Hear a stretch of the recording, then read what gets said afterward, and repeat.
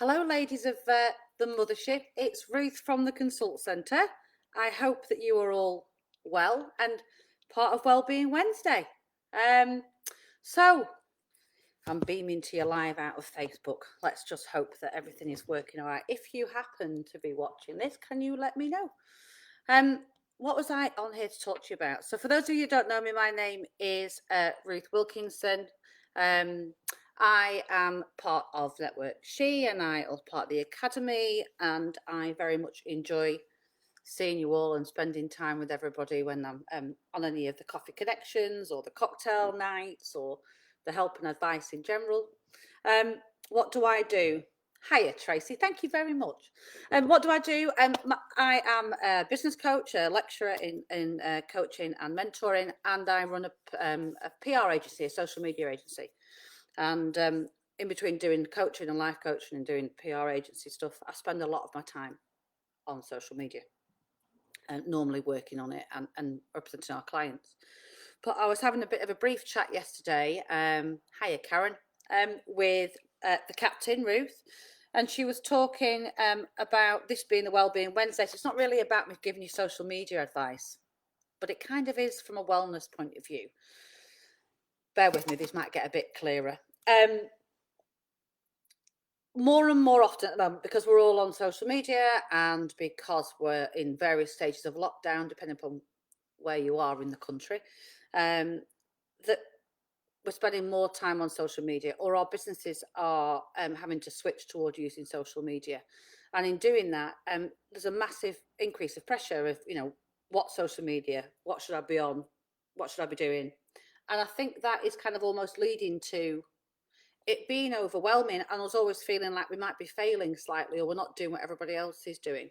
And I suppose that's where this bit of what I'm going to talk about kind of connects into overwhelm, because we do get asked lots of, I certainly I did at Consult Centre, asked for lots of advice about, which platform should I be on and how often should I be posting and everything else. And I think it's quite detrimental actually to people, your health and your well-being sometimes, because you want to do the best for your business. You've got a business to run, not necessarily marketing might not be your business. You might be coaching as a business. You might be doing active background checks, security checks. You might be running a hospitality premises or venue or anything else in between. Be it you might be printing logos, you might be doing whatever it is. And as part of that, you've got to almost like get on with your business and at the same time as try and do your marketing. So it can be a lot to think about, and it can almost sit really with you when you haven't done it, and it'll kind of pester you in your back of your mind, think, oh, I should have posted today, or I haven't posted, or God, I've not posted this week, and Christ, what am I supposed to say? And I'm still in lockdowns, nothing's changed. And it's a big deal. Yeah, I feel you when you're thinking, well, yeah, exactly. It's about, what should I be doing and where should I be doing it, and why am I not like that person when they're all over online all the time, and how come I'm not as confident as when they look? And the truth of it is because you're not them and they're not you. And the bits of advice I would give to my clients is around, you can limit that overwhelm with a little bit of planning, and also combine with that little bit of planning, just knowing where your customers are at. So, think about the different profiles everybody talks about: Instagram, Facebook, Google My Business, blogging for a fact, Pinterest, like Twitter, LinkedIn pages, you name it. There must be around 7 or 8. In general, we tend to work on Facebook page, Facebook group, LinkedIn personal, LinkedIn page, Instagram, Twitter, Google My Business. And it's loads. And it's a lot to think about. And I kind of come to the conclusion, probably recently, I think more so with a lot of the clients, is it's better to be really good at one than none. That'll be my strap line. Be better to be really good at one than none. So if your business is best received on Facebook, just concentrate on Facebook for now. If your business is best received on Twitter, might not be, but if it is, stick on Twitter.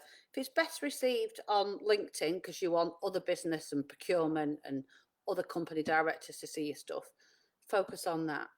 But this idea that you have to be everywhere all of the time, there is an element of truth in it, but it's too much for most people to do, and it can really kind of get people quite down, really, when they're trying to make everything match and be perfect. So you're better being good at one than being good at none, and just stick with that one potentially. So get to learn one, nail it inside, and out.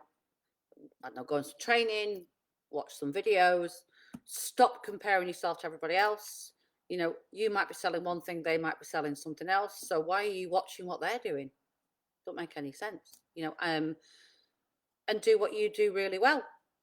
And then part of that is to use your consumers to help you with your content. Ask them what they want to see. Engage with them. You might find actually that the anxiousness and the the concern actually dissipates. When you realise that actually they don't need to hear from you every day of the week. They'd like to find a bit of a joke on a Friday and a little bit of a roundup, halfway through the week, and your top tips on a Monday. That might be all they need. You might just be able to go live like this. One of my clients recently, I was saying to them about you're spending time on Canva trying to organise stuff and maybe not play to your strengths, but yet you're brilliant when you go live. Just go live whenever you fancy for 5 minutes. If that's your version of marketing, just do that, but do it really, really well. Why put yourself under all of that pressure? And if you try it on a platform for a bit and it's shocking and it bombs, well, then maybe that's not your platform. Doesn't mean it's not you. It doesn't mean that what you're doing is not right. It just means you haven't found the right fit yet. Part of that is finding out who your customer is or who you want that customer to be. So, if the customer is on LinkedIn and you want to get your head around LinkedIn, then work on LinkedIn for a bit. Watch what other people are doing in terms of how well their profile looks. Are they in a similar kind of industry to you? Then fine, watch what they're doing. But if they're not, carve out your own space. And if it means you only put one post out a week, but that post is brilliant. If you only write one blog a month, but that blog is brilliant.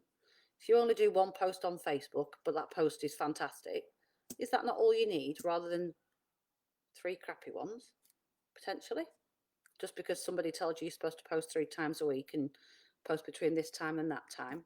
I think it's, slowing down, be the master of one, be really good at one thing and plan it. So if you're going into December now, print out a plain calendar. So you can go onto Microsoft Word, you can pick a template, and that template is calendar. You can print it off. It's got your 31 boxes, hopefully. And you could write into there, what you're going to do every other day or every 3 days during that month. You could put some themes in. You could put about the best testimony you've ever had. You could write a post about why you started your business. You could write a post about your most successful thing you've done this week. You could write a post about a feature of one of your products, about one of your services. And do you know what? Pretty quickly, in the space of probably about 30 minutes, you'll have filled that calendar with stuff that you would like to talk about.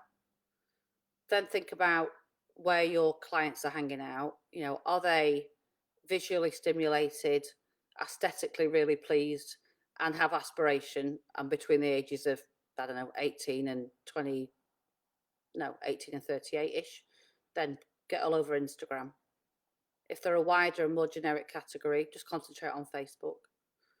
If they are corporates and you want to get through to the purchasing manager or the MD or the FD, just concentrate time on LinkedIn. If they're a bit of everything, publish a blog. Publish the blog once on your website, and then the link to that blog, once you've published it, just go and copy paste it with 2 lines of intro onto LinkedIn and Facebook, and Twitter, and do it that way instead. But I think for my kind of wellness talk, if that's what you want to call it, I think it's about just take the pressure off yourself. You will get more business doing one platform really, really well than you will trying to spread yourself too thin with everything else that you've got going on. trying to get across 7 platforms and run a business and organise, what might be going on at home or who else you're taking care of and everything else. So engage with the audience, choose where the audience is going to be, print yourself off a calendar and write some ideas in it. Don't compare yourself to anybody else, because there's only you, you're unique, and it doesn't matter what anybody else is doing. And just be consistent. And if it means that's a month on one platform only, then that's what you're going to stick to, and that's what you're going to do. Engage, plan, pick the audience, and be good at one, and celebrate at the end of the month when you've absolutely smashed it. And that was it from me. Very short and sweet. I hope you're all really well.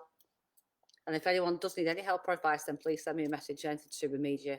But in the meantime, I really hope that you kind of just, enjoy it. Don't feel like you're a slave to it. Just be the master of the one thing. Bye for now.